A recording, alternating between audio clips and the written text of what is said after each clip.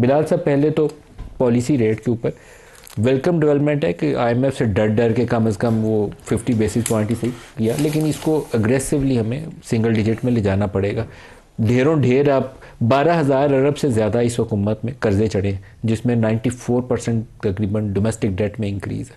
आप इसको 1-2% नीचे कराएं तो आपका कुछ 600-700 अरब रुपया डेट सर्विसिंग की मद में ही बचेगा, जिसकी वजह से आपके कर्जे चढ़ रहे हैं ऊपर।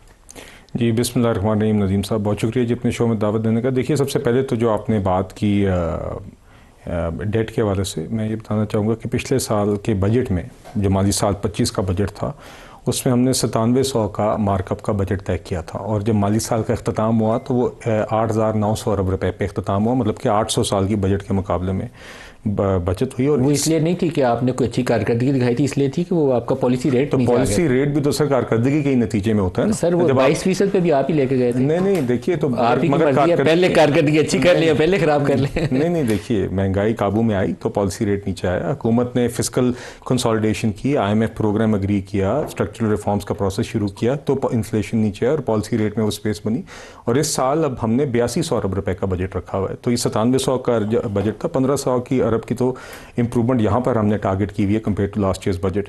मगर जो आपने आज की डेवलपमेंट की बात की नदीम साहब, देखिए 10.5% पे पॉलिसी रेट आ गया।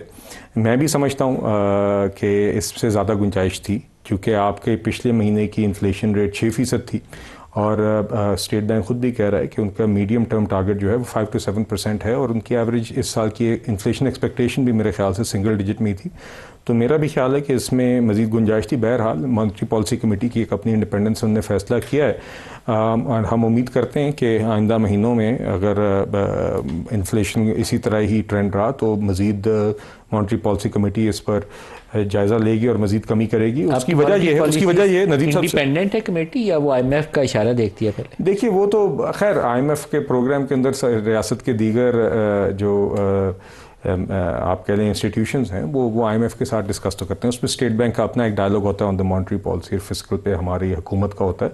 मगर अगर हम हुकूमत और स्टेट बैंक के दरमियान और मॉनेटरी पॉलिसी के दरमियान ताल्लुक देखें तो वो मैं ज़रूर आपके तवज्जुह से, चूँकि हर कोई इन बारीकियों को नहीं देखता, बताना चाहूँगा कि हुकूमत एक उसकी हुकूमती मामला से एक इंडिपेंडेंस है स्टेट बैंक की मॉनेटरी पॉलिसी कमेटी के फैसले की। मैं भी समझता था कि इससे ज़्यादा गुंजाइश थी, कम अज़ कम 1% शायद मुमकिन था। बहरहाल ये उनका फ़ैसला है जो उन्होंने आज किया है, क्योंकि उन्होंने अपनी इन्फ्लेशन एक्सपेक्टेशन भी रखनी होती हैं मद्देनज़र। मगर इसकी अहमियत ये ज़रूर है कि एक तरफ जो अपनी हुकूमती कर्ज़ों या मार्कअप या हुकूमती इंटरेस्ट एक्सपेंस के अलावा जितना पॉलिसी रेट कम होता है उतना हमारे कारोबारों के लिए कॉस्ट ऑफ बोरिंग रिड्यूस होती है, और मईशत का पहिया मज़ीद तेज़ करने में, फैक्ट्रियाँ लगाने में, इक्विपमेंट ख़रीदने में, रोज़गार के मौके फराहम करने में प्राइवेट सेक्टर के लिए बेहतरी होती है। तो मुझे उम्मीद है ये भी आज जो मॉडरेट ही सही मगर जो कमी है इससे भी थोड़ी बेहतरी आई।